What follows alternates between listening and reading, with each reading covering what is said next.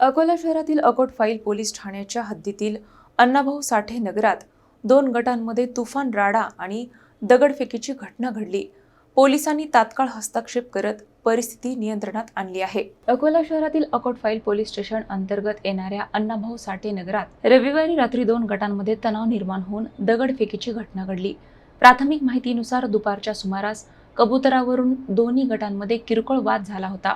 मात्र रात्री सुमारे 11 वाजता हा वाद पुन्हा उफाळून आल्याने परिसरात काही काळ तणावाचे वातावरण निर्माण झाले।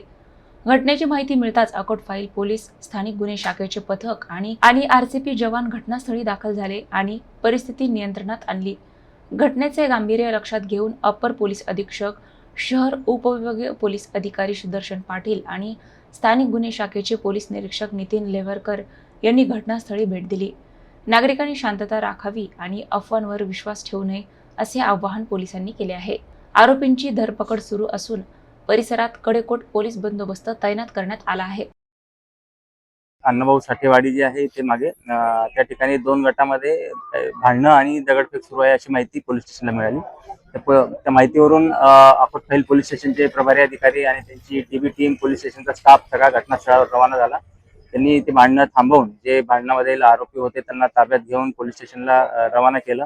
त्यानंतर आम्ही आरसीपीची पूर्ण तुकडी या ठिकाणी रवाना केली। एलसीबीची टीम या ठिकाणी आलेली आहे।